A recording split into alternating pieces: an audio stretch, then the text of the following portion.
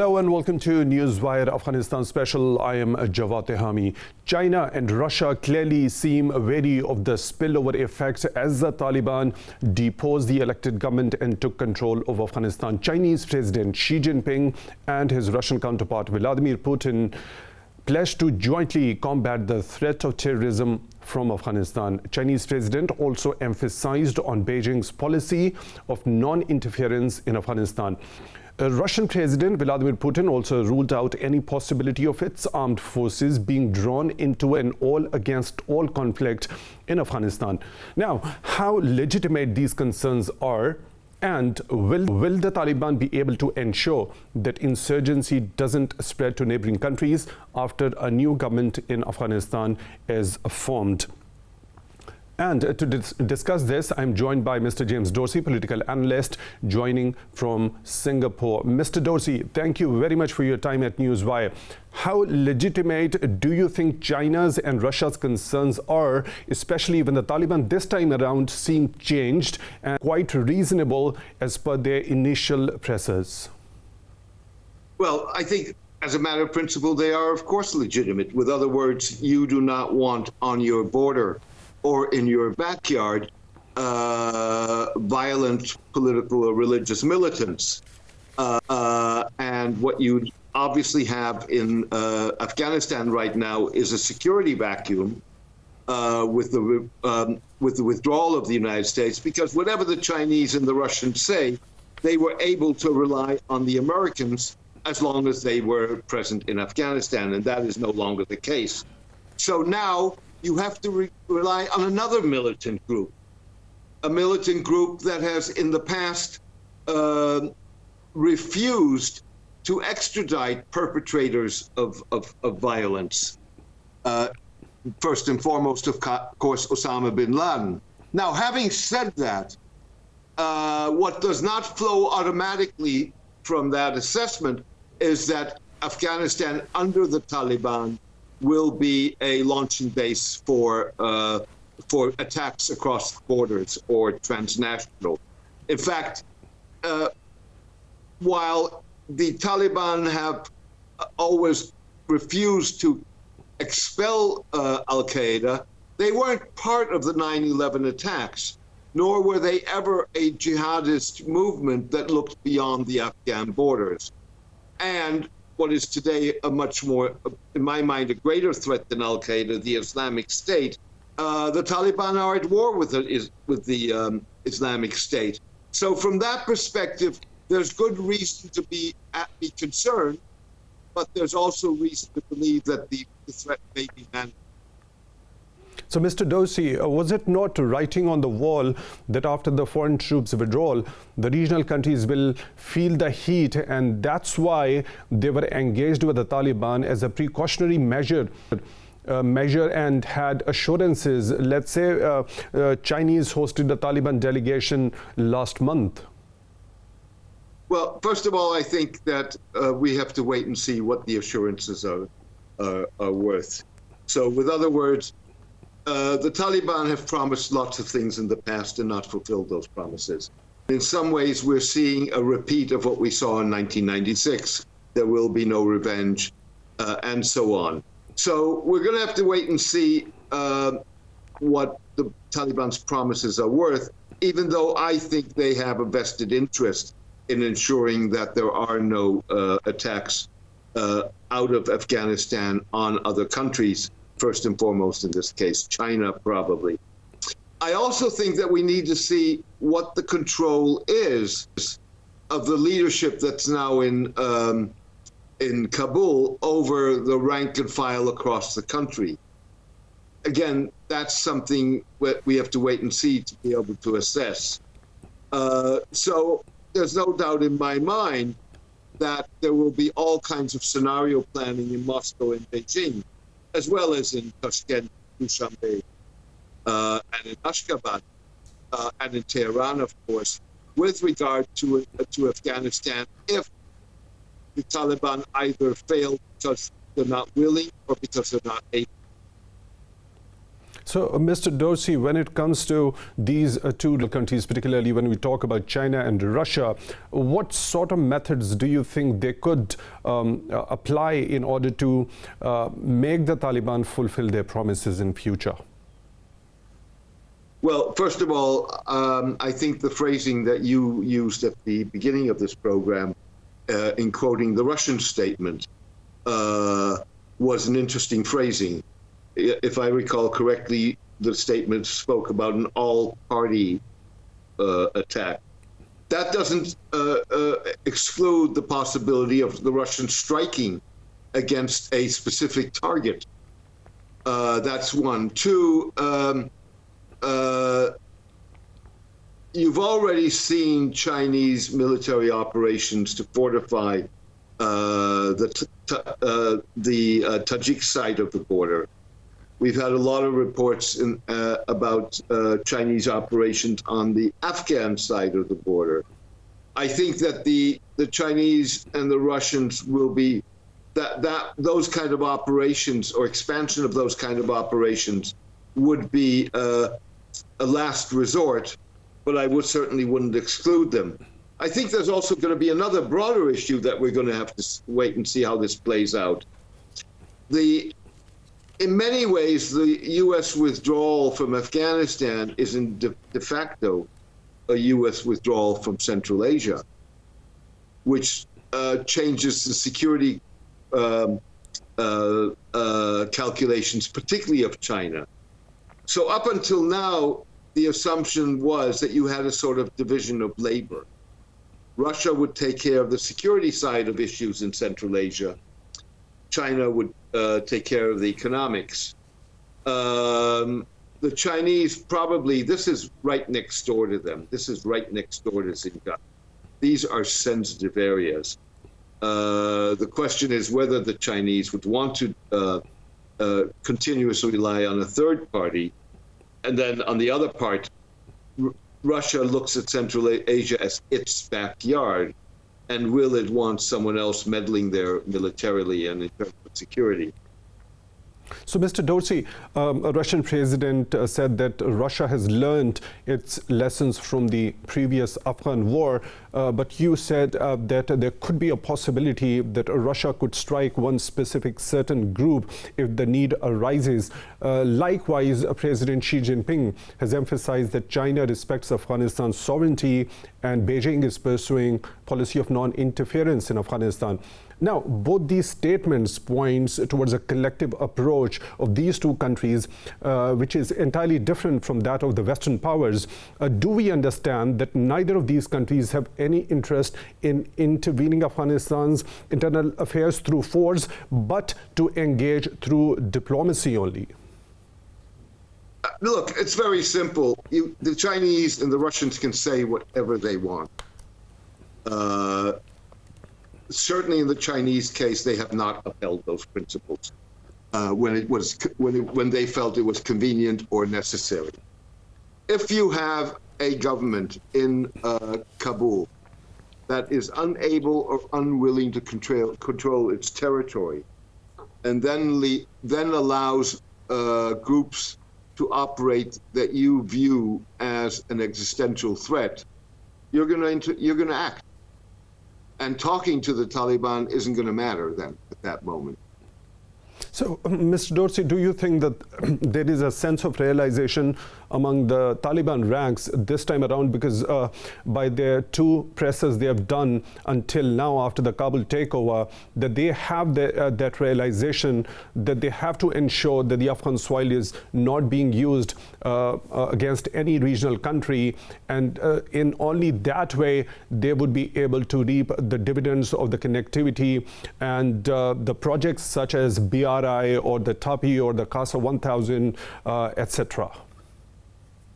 Look, I think that that when it comes to this issue, what the Taliban have said publicly, that they are sincere about that. But stating your intention in sincerity and being able to execute are two different things. And at this point, we have to take the Taliban's word that they are able to execute for it. Now, there is one other side to this, and I think that one has to recognize that.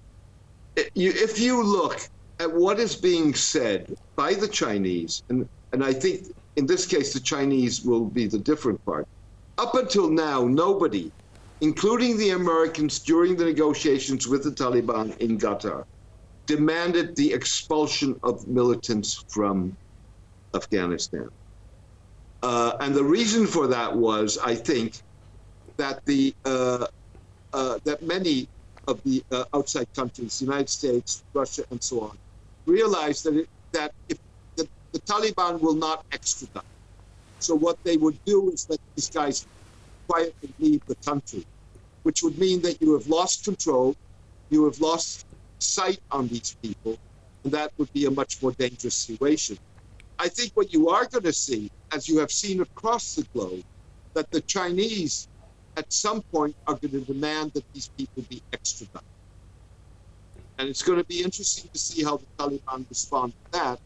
Keep in mind that even after 9/11, and after 3 years of negotiations with the United States, after the attacks on U.S. embassies in Africa in 1998 and on the USS Cole in 2000, the Taliban refused to extradite some at whatever cost to them. Mr. Dorsey, one last very important question as we have delved deeper into how wary Russia and China are about the future situation in Afghanistan, and if there happens to be a new setup that is led by the Taliban. At this point in time, we see the international monetary funds holding the aid disbursements to Afghanistan, and they would definitely affect the common Afghans over there.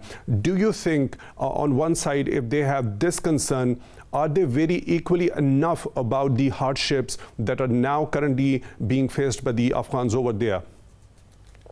Well, I think there are two issues. First of all, who is the government legally? There is no Taliban government. Legally, the Rani government has not resigned.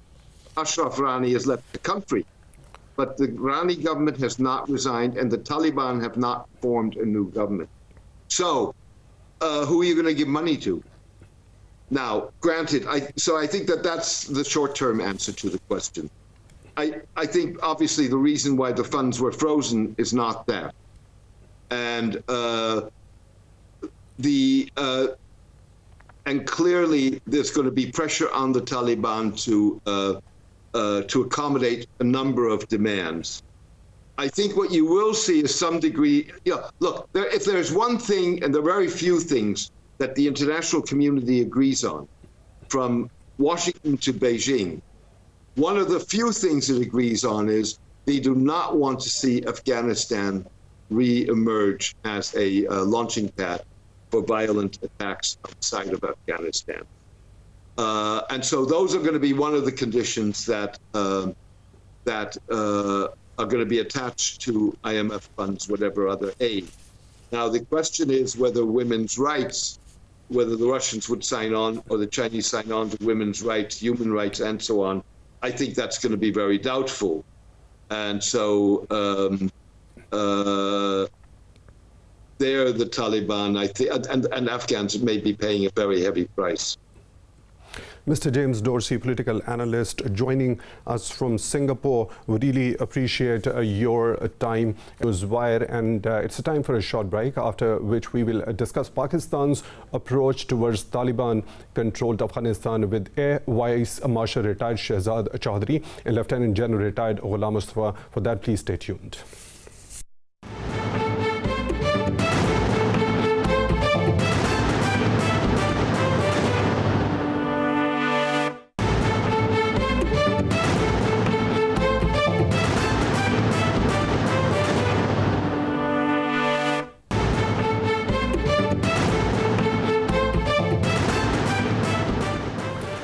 Welcome back to Newswire. I'm Jawad Tehami. Pakistan's Prime Minister Imran Khan has reiterated that a peaceful, secure and stable Afghanistan is important for Pakistan and vital for the region. He received a phone call from Russian President Vladimir Putin on the situation in Afghanistan.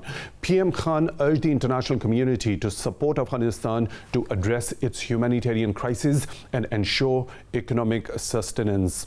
Meanwhile, World Food Programme has acknowledged Pakistan's support in establishing a humanitarian air bridge for the war-ravaged Afghanistan.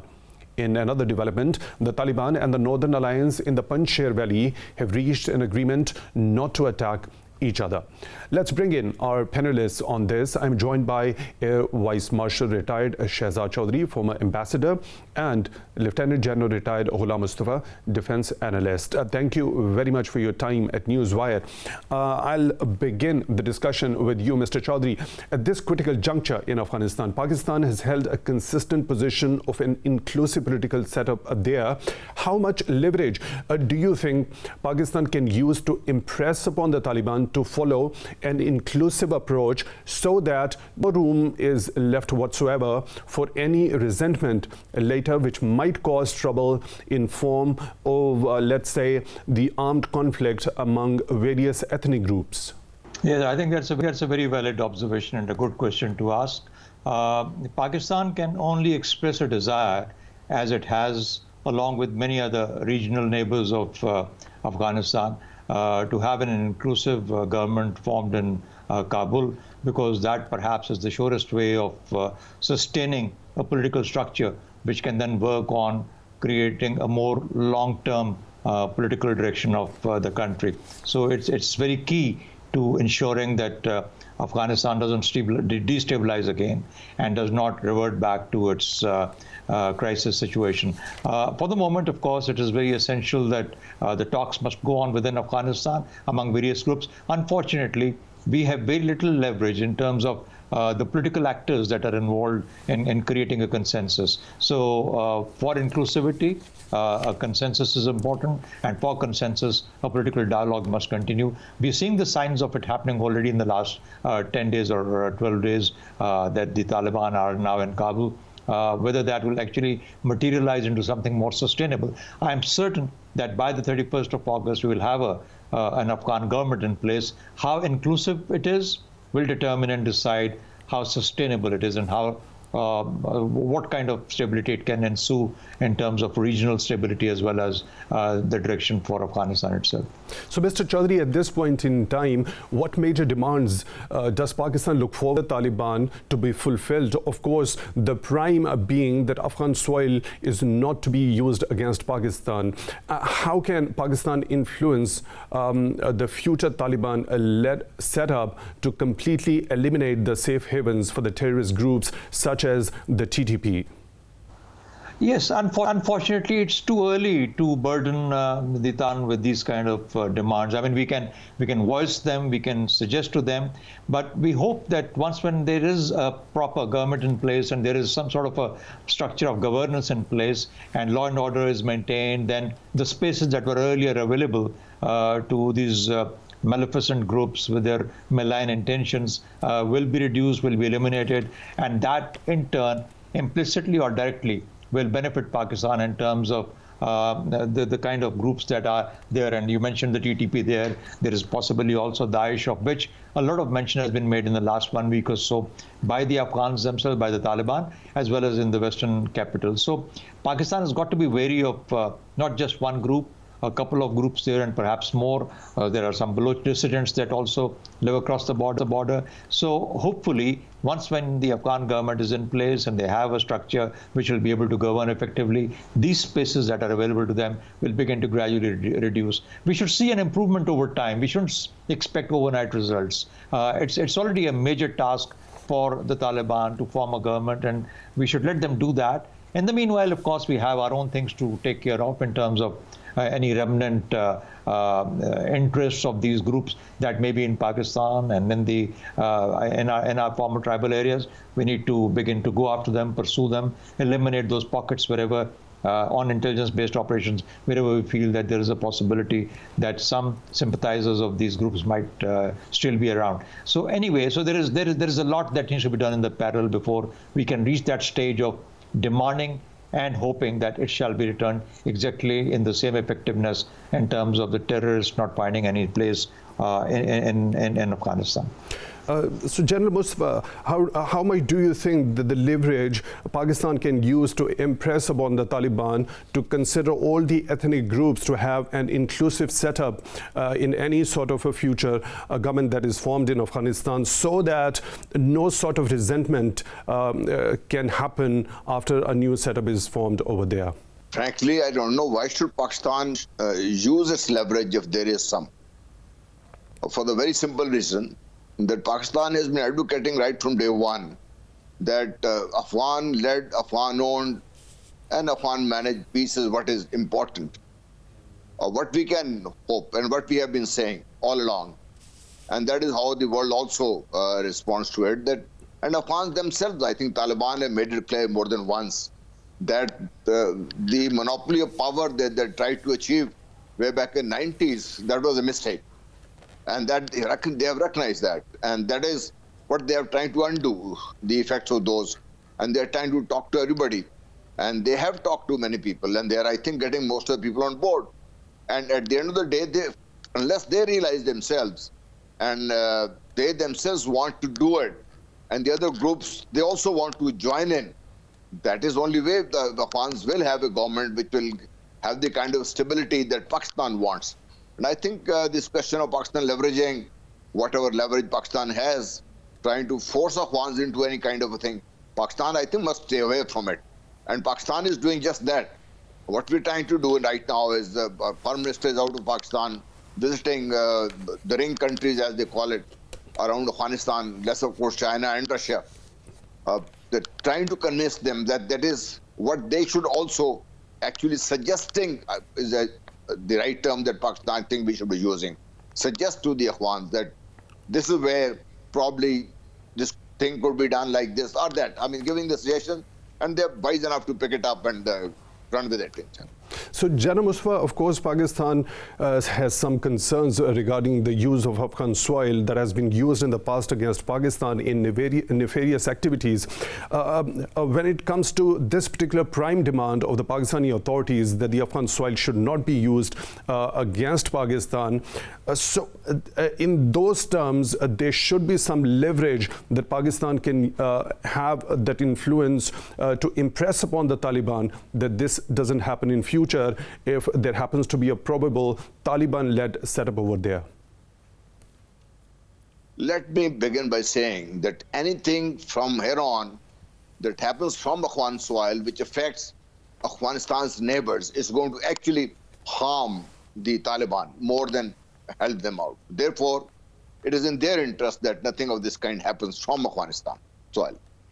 Number two, when we talk of this kind of groups which have been operating from Afghanistan against Pakistan, and we're very clear, or at least I have never had any doubts, that unless American-led NATO forces had sponsored that, unless there was a money and training involved, it wouldn't have happened. So we now know exactly Pakistan has the proofs and given it to the world. And I think more is likely to come out as and when Taliban decide to open out on the treasure trove of information they have from the NDS headquarters. Those backers, India is out of that. Afghanistan understands that. And Afghanistan also understands that if it allows Americans to do what others have been doing from this soil, that is what the Americans actually been trying, to keep this region unstable for as long and for as much as possible, so that when this region stabilizes, but when I talk of region, I'm talking of Afghanistan and Pakistan, when we stabilize this region, and there's a peace that we've been trying for all these years, both these countries, the entire region not only becomes peaceful, but it has this potential of actually shooting up in the field of economics. The financial aspects of this kind of regional connectivity, which is likely to come out once this region is peaceful, that by itself, the potential is so vast and so humongous that I think that is what scares the American-led West, and that's what they're trying not to happen. So therefore, it is in Afghanistan's interest more than anybody else's. When it comes to Pakistan, Pakistan is fully justified in demanding, and Pakistan has the leverage to demand, to do this kind of a demand, to put this kind of a demand in front of the Taliban, that these are the people who have destabilized Pakistan and who have caused so much of harm to Pakistan in terms of casualties, over 80,000 people, and hundreds of billions of dollars worth of infrastructure loss, plus also the kind of division within the society which was created. So that is what Pakistan is worried about, and Pakistan will take care of it, and Afghanistan will take care of it, because this is what benefits Afghanistan, this is what benefits Pakistan, this is what benefits the region. China has already demanded that. Russians, Putin was very, very clear when he said that no terrorists should be allowed to enter or exit from Afghanistan. So therefore, I think we should hope, and we, I think, work for it. And like Shahzad was saying, let's give time to these people to settle down, to take control of Afghanistan. As they improve their control of Afghanistan as a government, in terms of peace management, in terms of law and order, in terms of getting the people to relax, because at this time there's a frenzy of to get out of Afghanistan. When that settles down, I'm sure this aspect will be taken care of, should be priority one for the Taliban, and I'm sure priority one Pakistan. Jana Mustafa, point well taken. I'll take this point to Mr. Chaudhry. Mr. Chaudhry, as Jana Mustafa has just alluded to the fact there is immense economic potential when it comes to the connectivity and the projects which include BRI, and then we talk about the TAPI and the CASA 1000. Do you think there is a sense of realization among the Taliban ranks that once they happen to secure the entire Afghan territory and bring peace and eliminate such type of insurgency groups or the terrorist groups, they would be able to reap the dividends of this economic connectivity of the region? Well, I'm sure they do, because they look forward to, what will sustain the Afghan society is, of course, an economy. If you have to have an economy to fall back on, that itself will ensure that the Afghan political structures and social structures will sustain. The number of people that you see trying to get out of Afghanistan indicates to you their lack of faith in the ability of Afghanistan to carve out a new economy for Afghanistan. Now, that shall be the number one priority for the Taliban, if they indeed form a government led by them. So yes, they have a couple of things to do. Number one is to assume control of Afghanistan. Then the next, perhaps, they will look forward to is international recognition. And along with that will come the recognition of powers that are essential within the region in terms of enabling them an economic direction. And I talk of China, especially in this particular case, Iran to a great degree, and then, of course, the role of Pakistan. So when you look at these countries which are so important to Afghanistan, they're all important because of the economic sustainability of Afghanistan. A war economy that has been there for the last 20 years, 40 years now, 40 years almost, will need to be changed with a more sustainable economic model, which is more productive in nature, which can depend upon the natural resources and the productivity of those particular areas of economy in Afghanistan. So it shall perhaps have to be right from a scratch that an economy will need to be made. And in that, I think the role of China and Pakistan will become essential. Now, connectivity comes next. When peace returns to Afghanistan, there is an economic sustainability for the society, and the country can achieve some direction in terms of political continuity. Then you will reach that point of using that land, using the routes to begin to connect more widely with Central Asia, through Afghanistan to other regions, perhaps to the West as well. And that is when the real fruit of the Afghan peace will begin to show and reflect on the region. So that's likely to be the route. And I think that should also be the number one priority, and that is likely to be the number one priority for the Taliban. Mr. Chaudhry, yesterday we saw that Russian President and Chinese President Xi Jinping having a phone conversation in which they pledged to have joint efforts towards Afghanistan, and they were of the view, both the leaders, that both the countries share common objectives objectives vis-a-vis Afghanistan. Right after that call, Russian President called Pakistan's Prime Minister Imran Khan as well, in which Prime Minister Imran Khan urged the international community to support the Afghans in these testing times. First point is, I want you to elaborate on that one. So these calls depict that there is a shared understanding of the shared objectives and the collective responsibility in these regional countries vis-a-vis Afghanistan. Exactly. I think each of the nations around, and I'm talking of the bigger nations, for example, Russia, China, Iran, Turkey, Pakistan, and the other neighbors of Afghanistan are all concerned with Afghanistan's stability and continuity as a state and its fidelity as a state. I think that's a very crucial aspect of why everyone is so worried. We also got to keep in mind that since the Americans decided to leave, there's been, and the Ghani order just bolted, there's been a lack of a central governing authority in Afghanistan, and that creates its own kind of problems for the entire region and for Afghanistan itself. So what can emerge or what may emerge? What are the possibilities of various players, international players like the West? What sort of route will they take in terms of Afghanistan, where recognition is, of course, the next step that will be that the world will have to deal with, recognition of the government of Afghanistan, if that is Taliban-led and it is formed like that. So I think there are many issues that these countries are concerned with, and I'm sure they do not want Afghanistan to either implode or explode in terms of its geographical contiguity. And so therefore, the necessity of all players within Afghanistan, including the Panjsheris and the other Northern Alliance, former Northern Alliance people, working together with the Taliban and the Taliban working with them to try and create a consensus government is what shall be the key. And I'm sure that is what worries most. And one thing that General Mustafa mentioned was about the export of terror from within Afghanistan or the Afghan soil. That too worries a lot of people, all these groups. And there is this history of terror that has unfortunately manifested in Afghanistan for a very long time. How might that be controlled? And how can that seep through the borders of Afghanistan in these troubled times? That too worries all the countries, including Pakistan. So I'm sure that's the kind of discussion that goes on between these leaders. And so the more they talk, the more sort of a consensus or a combined or a cooperative approach they generate for dealing with Afghanistan. So it's a good sign, and I think it will need to continue before an Afghan government is formed and also after an Afghan government is formed, so that the world or the region can help it achieve a direction which will make it more sustainable.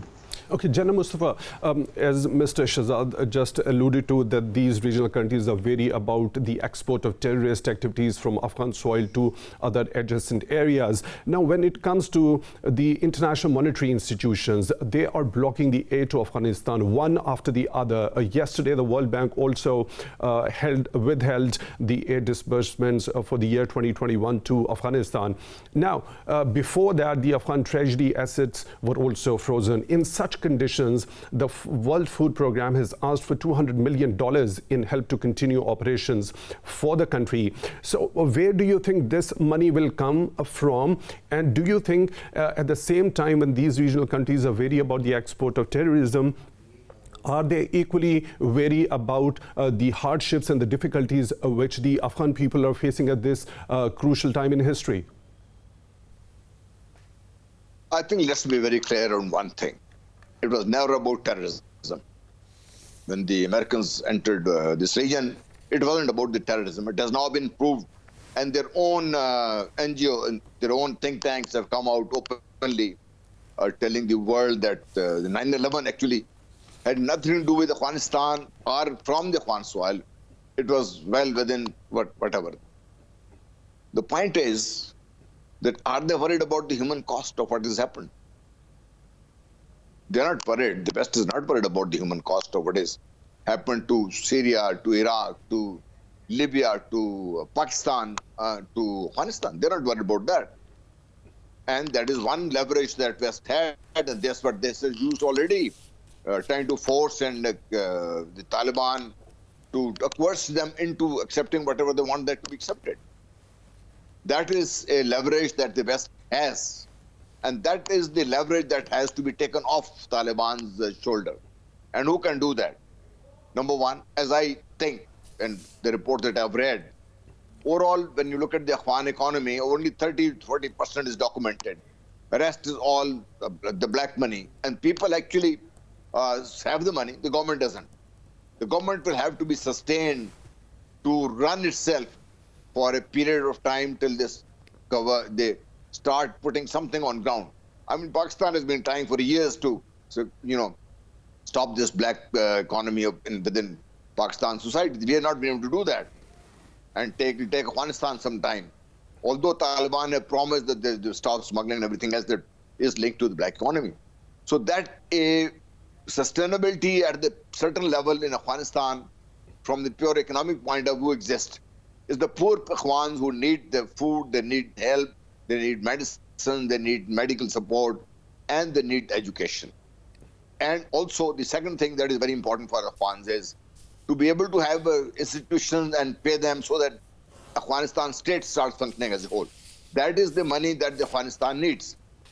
It can come from China. It can come from Russia. And of all the people, the Muslim world is quiet. It is very ironic that when Kashmir was happening, OIC was quiet. But suddenly, it woke up, gave a statement, as I think gone into slumber yet again. It is the OIC's responsibility to cough out money. I mean, if Qatar could give about $10 billion straight to Lebanon to sustain itself, why can't it share some of its load, Afghanistan's load? I think the money from the West is going to stay dried for some time. Till such time, they find that Afghanistan is about the international community, it's about the international responsibility. As of now, I don't think Western countries, or Western societies, or Western institutions controlled by the West are going to cough out the kind of money which is needed. It is where China, Russia, Muslim countries, basically Kuwait, Qatar, Saudi Arabia, they need to come forward and they need to be pushed into taking their responsibility, their share of the responsibility. Okay, Mr. Chaudhry, when we talk about this testing time the Afghans are facing at this point in history, the World Food Programme on one side asked for $200 million in aid so that it can continue its operations for this year in Afghanistan. At the same time, it has appreciated Pakistan for establishing a humanitarian air bridge. At this point, what do you think how Pakistan, besides this a goodwill gesture by the Pakistani authorities, what else can Pakistan do to help Afghans? Look, the first problem that the Afghans currently face is food shortages, and that is something that needs to be worked on right away. The next thing is, of course, the law and order situation, especially surrounding the Kabul airport. That's another area that the Afghan authority, whichever is in control or looking at these things closely, need to worry about as well. So if they can get these two things in order, perhaps life within the major cities and, of course, the rural Afghanistan can find some shape. You talked about what can Pakistan do. Well, Pakistan, just to give you a recent example which came out in open sort of sources, is the fact that the trade between Afghanistan and Pakistan has increased perhaps 3- to 4-fold or 5-fold in the last ever since the Taliban have come in, and there's no restriction in any amount of trade going into or coming out of Afghanistan. So that is one way Pakistan has always, regardless of the regime in place, Pakistan always been looking at the absolute essentials for the Afghan people in terms of the wheat grain, in terms of whatever else was needed. Even the kettle has been exported into Afghanistan, although we never export kettle anywhere else in the world. And that was essentially meant to meet the food shortages and the food needs of the Afghan people. So that's something that as a neighborly nation, Pakistan will continue to do, will continue to provide within its means. And of course, we have more than 3 million Afghan refugees in Pakistan. Now, that's a burden that Pakistan has carried for the last about 4 decades now. Some people count as many as 5 million refugees on the Pakistani soil. Now, many of them have now become naturalized Pakistani citizens as well. So the businesses are there. They are now doing businesses in Pakistan. They live in Pakistan. They travel back and forth to their families, extended families in Afghanistan. But that's the kind of support Pakistan has enabled, which perhaps is unmatched by any other nation in the world in terms of supporting our Afghan brothers. So that perhaps will need to continue. And other than that, COVID is something that is perhaps pervasive all over the world. Whatever support, medical support is possible for Pakistan to provide and enable, Pakistan must do that. And I agree with General Mustafa in terms of the responsibility of the countries of the region, which includes China, Russia, Iran especially. And remember, Iran has very recently also announced that it's going to give a depreciated, discounted fuel supplies to Afghanistan. So and perhaps some money as well. So they will not have to pay right away, and they can wait when they have their economy in place, and they can perhaps pay Iran back for that. So that is the kind of support. Turkey should be able to do a lot of that, and as well as other countries which are around in the neighborhood. So I think that's an area that the world can look at. The West will continue to retain control of the financial levers that are in their domain. For example, the other international financial institutions, IMF, the World Bank, etc., etc. The Asian Development Bank also is very much dependent on a lot of input from the Americans. So these are the money sources from where monies can be generated or should be generated. Even the Islamic Bank, for example, can be of support and help. But of course, the first thing is for Afghanistan to have a government in place, to have all their positions filled, and then when that system and structure is in place, then they can begin to reach out to these sources and prove them to the people that they are a different breed as compared to how the world perceived them in 2001, and make it easier for the world to help them as well. So, General Mustafa, what is the significance? This is a very important development as far as the different groups over there in Afghanistan are concerned. There has been an agreement between the Northern Alliance in the Panjshir Valley and the Taliban, and they've agreed not to fire upon each other. How do you see this is significant at this point? I think it's a very, very welcome development. But if you recall, when the Taliban started, this time they have a very wise move. They secured northern Afghanistan first, Badakhshan to begin with, and cutting off Panjshir's northern links with the northern countries.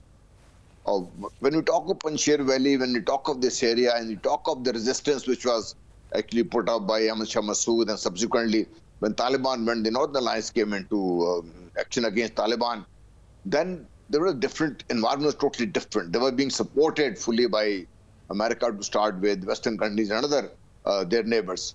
That was the time when they could, retaliate and they could fight the Taliban. At this point in time, Taliban having done what was absolutely essential, were in a position, always in a position, to convince, let's say, within brackets, Panjshiris to talk. And these are not the people who have actually been involved in any kind of comedy for the last 20 years. Although Ahmed Massoud is a Sanders graduate, but rest of his people haven't been fighting. Therefore, they're well, and the cause to fight. But why should they be fighting? I mean, they're Afghans as much as anybody else is. And Taliban have been talking to them and asking them to join in. Abdullah, who was right-hand man of Ahmad Shah Massoud, is already part of the negotiating team. So therefore, it's always there. And subsequently, when we found that Amar Saleh, the ex-vice president of Ghani's regime, he tried to create that impression, and he tried to create a kind of resistance and tried to enlist international support, particularly in India, to be able to build himself into what was Ahmad Shah Massoud. I mean, you can't fill his shoes. He was a different man. And also, he didn't have that kind of a support from the valley. The people within Panjshir have actually stood up, and they have forced their own leadership, and of course aided and quite helpful was the Taliban closed in around the valley and actually had choked it off. So I think getting them onto the negotiating table was a good move. Getting them to agree to a ceasefire is a very good move. And I hear reports that Ahmad Massoud is probably going to be part of the Majlis Shura, which is, I think, a good thing. and all-inclusive the Taliban has been talking about is likely to come about that way. So, Mr. Chaudhry, what made the Panjshir Valley so resistant to foreign occupation, especially over the last 1 century? Is it because of geography or the ethnicity of the people, the way they live over there, or the way they are brought up? So what it has to do with the resistance? Yeah, the resistance comes out of the separate ethnicity of the Panjshiris, who are Tajik by ethnicity, and so therefore the Tajiks have their own recognition and their own identity. Of course, they are known to be fierce fighters, and they are known to be all ethnicities are very, very acute in this part of the world, especially what composes Afghanistan. There are Uzbeks, there are Tajiks, and of course Hazaras and other ethnicities which make up the social landscape of Afghanistan. Also the fact that the Afghan Pashtuns are the largest segment in the Afghan population.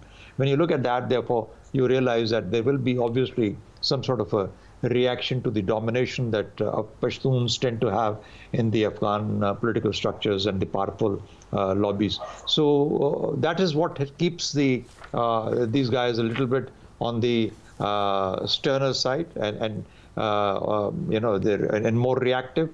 Also keep in mind that their contiguity with Tajikistan enables them a kind of a strategic depth that is quite natural to people on both sides of the Afghan-Tajik border, which of course are both sides being Tajik.